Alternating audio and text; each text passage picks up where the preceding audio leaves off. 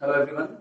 तो जैसे कि आज हम फिर मतलब कि एसएससी जीएसएल के एनालिसिस के 11 अगस्त शिफ्ट 1 का फिर से एनालिसिस करने वाले हैं।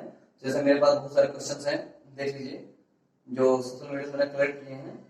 तो एक्चुअली आज मैं क्वेश्चन लिखूंगा नहीं, बस मतलब जैसे आपको ज़्यादा क्वेश्चन समझ में आए, लिखने में टाइम ज़्यादा मतलब इन्वेस्ट होगा, तो इससे अच्छा मैं ऐसे डायरेक्टली आपको समझा दूँ। तो पहला क्वेश्चन जो मुझे मिला है कि B T M T financial awards, B T M T financial award, financial award 2020 के तहत 2020 के तहत बेस्ट इनोवेशन अवार्ड किस बैंक को दिया गया है? मतलब जो बीटीएमटी फाइनेंशियल अवार्ड 2020 के तहत बेस्ट इनोवेशन अवार्ड किसको दिया गया है? तो बेस्ट इनोवेशन अवार्ड दिया गया है आईसीआईसीआई बैंक को। आंसर क्या है? आईसीआईसीआई बैंक, आईसीआईसीआई बैंक क्या है? ICICI bank, ICICI bank, ICICI bank को बेस्ट इनोवेशन अवार्ड दिया गया है। तो आपका नेक्स्ट क्वेश्चन क्या है? विश्व में थर्ड सबसे अधिक बोली जाने वाली भाषा कौन सी है? विश्व में थर्ड वर्ल्ड में भाषा बोले जाने वाली,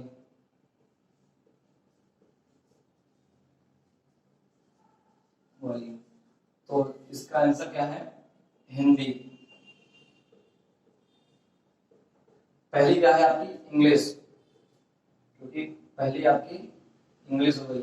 दूसरी आपकी क्या है? मंदारिन, जो चीन की भाषा है, मंदारिन जो चाइनीज भाषा है। और थर्ड आपकी क्या आती है? हिंदी। थर्ड आपकी आती है हिंदी। तो आपका जो तीसरा क्वेश्चन आपका कौन सा है? द लेगेट्स ऑफ पेनिसन के पुस्तक लेखक कौन है? द लेगेट्स ऑफ पेनिसन पुस्तक लेखक कौन है? तो द लेगेट्स ऑफ पुस्तक लेखक आपके जो है वो आपके हैं द लेगेट ऑफ पेनिसन पुस्तक लेखक द ममंगदल। आंसर क्या आपका? ममंगदल, ममंगल। ये रहने वाले कहाँ के हैं? अरुणाचल प्रदेश रहने वाले हैं ये, अरुणाचल प्रदेश के। तो अभी 3 क्वेश्चन हो गए हैं। आपके चौथा क्वेश्चन कौन सा आपका? आपका चौथा क्वेश्चन है किस राज्य में सबसे अधिक जिले हैं? तो ये सबको ही पता होगा, सबसे अधिक जिले, सबसे अधिक जिले किस राज्य में हैं? तो ये है यूपी में 75 जिले। अब ऐसे पूछ रहे हैं यूपी में सबसे ज्यादा तहसीलें किस डिस्ट्रिक्ट में हैं? तो आता है इलाहाबाद, क्योंकि इलाहाबाद में 12 तहसीलें टोटल है। इलाहाबाद में 12 तहसीलें हैं, 12 तहसीलें। और इलाहाबाद मंडल में 3 जिले हैं, सब 4 जिले हैं इलाहाबाद मंडल में, 3 या 4 नहीं है, लेकिन 12 तहसीलें हैं इलाहाबाद में। तो आपका नेक्स्ट क्वेश्चन जो है एलईडी का फुल फॉर्म क्या है? मैंने एक बार बताया था अपने वाले में एलईडी का फुल फॉर्म क्या है। तो एलईडी लाइट एमिटिंग डायोड, क्या होता है? रफ करके रहा हूं, light emitting diode.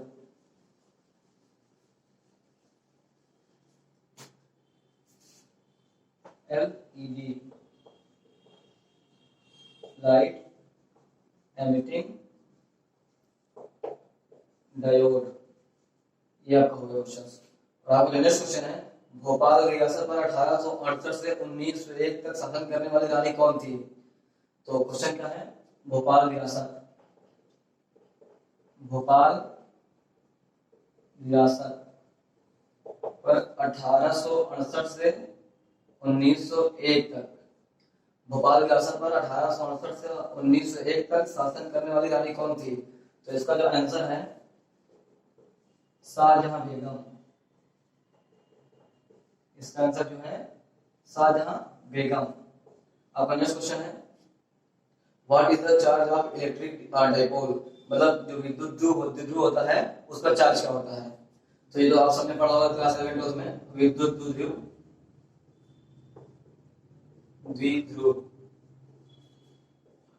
Charge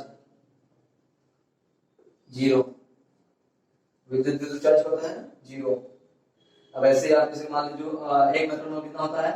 1 matron बराबर 10⁻⁶, और इसका चार्ज क्या होता है? इसका होता है 0। और अब बात करते हैं पाकिस्तानी स्क्वैश प्लेयर जो 6 बार वर्ल्ड स्क्वैश चैंपियनशिप जीता हो। तो इसको कर दिया फिर से।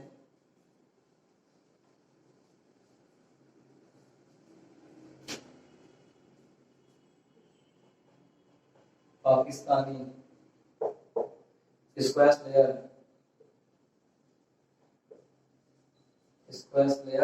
जो 6 बार world squash champion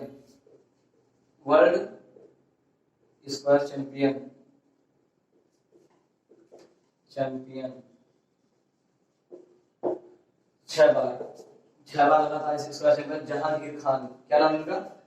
Jahangir Khan. और आपका जो नेक्स्ट क्वेश्चन है,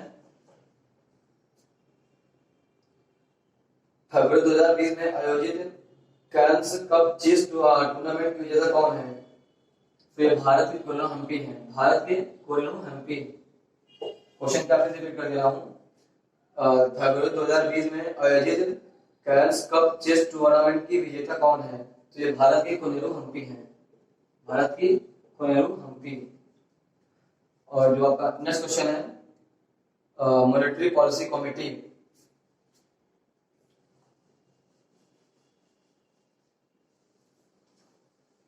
नेक्स्ट क्वेश्चन है, मॉनेटरी पॉलिसी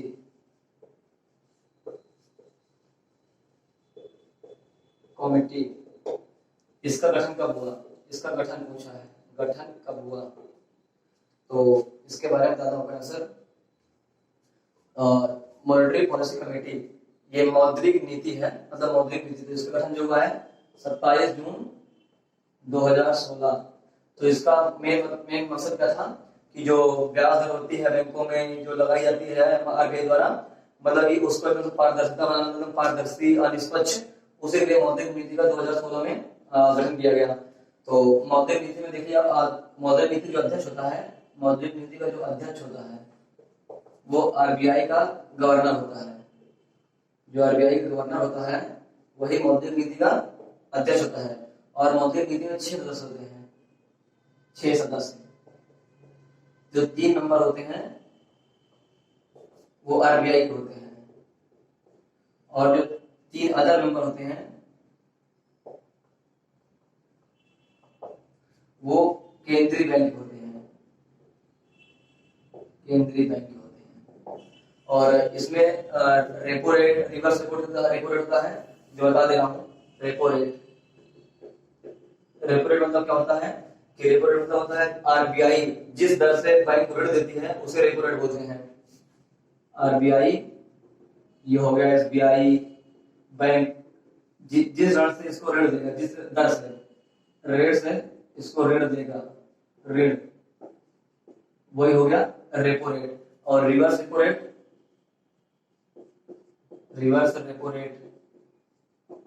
इसका सेम उल्टा होता है। रिवर्स रेपो होता बोला गया सेम इसका उल्टा, मतलब जो बैंक होते हैं, बैंक अपनी कुछ धनराशि मान लो कि 25 करोड़, 10 करोड़, 20 करोड़ देती है रिवर्स रेपो रेट को, और रिवर्स देती है इसको आरबीआई को, और आरबीआई उस पर जो ब्याज लगाती है, मतलब उसको उसके बदले ब्याज देती है, तो उसे कहते हैं रिवर्स रेपो रेट। और ये बात हमेशा नोट करिएगा कि रिवर्स रेपो रेट हमेशा रेपो रेट से कम ही होती है। अगर रेपो रेट 6% रहा होगा तो उससे कम ही रहा होगा रिवर्स रेपो रेट। ऐसा नहीं है कि रेपो रेट 8% था तो रिवर्स रेपो रेट बैंक ने खुद उसे दिया 9%, 8% बजाय, तो ऐसा कभी नहीं होगा। तो रिवर्स रेपो रेट हमेशा रेपो रेट से कम ही होगा। तो आपका नेक्स्ट क्वेश्चन है, किराना घराना का संस्थापक कौन है? किराना, तो इसको आप अच्छे से नोट कर लीजिएगा, मैं आपको दे रहा हूं।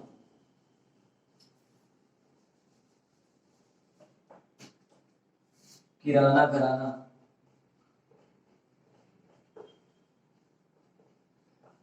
घराना के संस्थापक कौन है? तो ये हो गया आपका आंसर, उस्ताद अब्दुल कारिम। ये हो गया आपके किराना घराना के संस्थापक। और अपना नेक्स्ट क्वेश्चन जो है, मानव विकास सूचकांक 2020 में भारत की रैंक क्या है? मानव विकास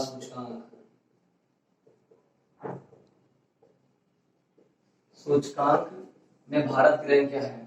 तो भारत की रैंक 131 है। और जबकि 2020 में 2020 131 हो गई और 2019 में इससे कम थी 129 184 में। तो बल्कि भारत और दोनों पीछे रह चुका है मानव विकास सूचकांक में। और फर्स्ट कौन है? हर्बार्जन नॉर्वे नंबर 1 पे। तो आपका जो नेक्स्ट क्वेश्चन है, जरावा एंड ओंगे किस राज्य यूटी की जनजातियां हैं? जो क्या है? जरावा एंड आपका क्या है? ओंगे, ये किस यूटी या स्टेट की जनजातियां हैं? तो ये आपका अंडमान निकोबार, ये आपके अंडमान की जो है जनजातियां हैं। और अंडमान में कुल 4 जनजातियां हैं जिनका नाम मुझे कुछ ध्यान नहीं, मतलब यही मैंने आंसर जो मुझे खुद ही मतलब मैंने खुद देखा है तो बताया मैंने आप लोगों को। और आपका नेक्स्ट क्वेश्चन है, जनवरी 2021 में पूर्वोत्तर क्षेत्र का पहला खेलो इंडिया स्पोर्ट स्कूल कहां पर खेला गया?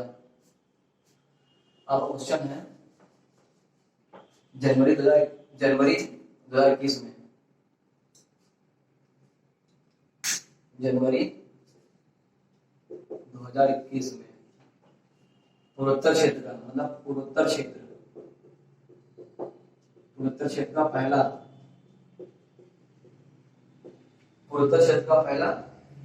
खेलो इंडिया स्पोर्ट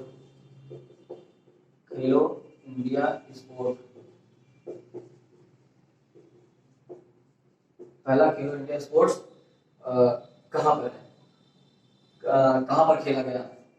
तो ये आपका आंसर है, ये आपका आंसर असम और मेघालय का जो शिलांग है, शिलांग यहाँ खेला गया। तो इसमें असम में आपको बता दूं मैं कुछ क्वेश्चन जो कि इंपॉर्टेंट है। असम की बात अगर असम बात तो असम के बारे में आपको मैं, असम में काजीरंगा राष्ट्रीय उद्यान है, काजीरंगा राष्ट्रीय उद्यान जो एक सिंह वाले गैंडे के लिए फेमस है, एक सिंह वाले गैंडे के लिए फेमस है काजीरंगा राष्ट्रीय उद्यान। और जो अपने मेघालय हो गया, मेघालय में आपका मासिनराम जहां सबसे ज्यादा बारिश होती है। इसके पहले चेरापूंजी था जो कि अब मासिनराम हो गया जो कि मेघालय में था। तो ये दोनों क्वेश्चन जो कि काफी ज्यादा पूछे गए एग्जाम में, इसको आप लोग देख लीजिएगा। और आपका जो नेक्स्ट क्वेश्चन है, एएफसी चैंपियंस लीग में ग्रुप चरण की क्वालिफाई करने वाली भारत की पहली टीम कौन सी है? तो जो यह क्वेश्चन है, AFC champions league, AFC champions league में क्वालिफाई करने वाली, लीग में ग्रुप चरण के लिए क्वालिफाई करने वाली भारत की पहली टीम कौन सी है? तो होगी एफसी गोवा, जिसका नाम है पणजी। आपको पता होगा यही है यहाँ पे सिविल कोड अलाउ हुए थे, सिविल एकमात्र राज्य भारत का जहाँ पे सिविल अलाउ है और कहीं नहीं। और ये मतलब बहुत ही छोटा राज्य है गोवा, भारत का सबसे छोटा राज्य गोवा ही है। जिसे क्या बोलते हैं, छोड़ो ध्यान नहीं आ रहा मुझे क्या बोलने वाला था मैं। और आपको जो नेक्स्ट क्वेश्चन है, कौन सा वायरस जनित रोग नहीं है? इसमें ऑप्शन तो नहीं है लेकिन जो इसका आंसर है वो है कुष्ठ। जो आंसर है कुष्ठ, क्योंकि इसमें 2 ऑप्शन दिया था, खसरा और कुष्ठ। तो खसरा वायरस जनित रोग है और जो आपका आंसर नहीं है वो है कुष्ठ, लेप्रोसी। वायरस जनित रोग कौन कौन से हैं? वायरस जनित रोग, पहला तो आपको आता है रेबीज, दूसरा आपका आता है खसरा, तीसरा आपका हो गया हेपेटाइटिस। तो ये सब आपके आंसर हो गए। और आपको नेक्स्ट क्वेश्चन है आपका, कौन सा सीपीयू का भाग है? तो सीपीयू का भाग इसमें से क्या दिया है? इसमें आपका माउस दिया हुआ है और इसमें मतलब एक मेमोरी दी होती है, इसका आंसर मेमोरी। और एएलयू का फुल फॉर्म अरिथमेटिक, जो भी आप आगे पूछ सकता है एग्जाम में, अरिथमेटिक लॉजिकल यूनिट, अरिथमेटिक। और अब नेक्स्ट क्वेश्चन है, इनपुट डिवाइस जॉयस्टिक किसके समान कार्य करता है? ये तो मुझे भी नहीं पता है। और 1937 में तत्कालीन अंग्रेजों ने वर्तमान के किस राज्य को यूनाइटेड प्रोविंसेस, संयुक्त प्रांत के नाम से स्थापित किया है? तो ये 1937 में उत्तर प्रदेश, उस टाइम पे तो उत्तराखंड अलग था नहीं, तो उस टाइम पे यूपी और उत्तराखंड दोनों मिला के आंसर बन जाएगा, यूपी और उत्तराखंड, इसके आंसर हो जाएंगे उत्तराखंड, इसका आंसर हो जाएगा। क्वेश्चन का फिर रिपीट कर दे रहा हूँ, 1937 में तत्कालीन अंग्रेजों ने वर्तमान किस राज्य को यूनाइटेड प्रोविंसेस, संयुक्त प्रांत के नाम से स्थापित किया था? वो था उत्तर प्रदेश, जिसमें उत्तराखंड शामिल था। तो ये हो गया आपका आंसर। और आपका फर्स्ट एक क्वेश्चन क्या है, बंगाल की खाड़ी में कौन सा द्वीप है? बंगाल की खाड़ी में कौन सा द्वीप है? ये कौन नहीं जाता भाई? अंडमान निकोबार,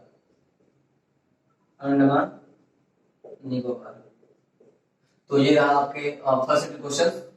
जो जितने क्वेश्चन मेरे पास है उसको मैंने डिस्कस कर दिया है, और जो कुछ मतलब से डिफरेंट क्वेश्चन जो इससे टॉपिक से रिलेटेड हो आपको पढ़ लीजिएगा, आगे क्या आप लोगों की मतलब काफी हेल्प करेगा। तो ऐसी वीडियो बनाने के लिए आप इसको चैनल सब्सक्राइब कर लीजिएगा और बेल आइकन दबा दीजिएगा, और फिर से मैं आपको ऐसे क्वेश्चन के आंसर करूंगा। Thank you.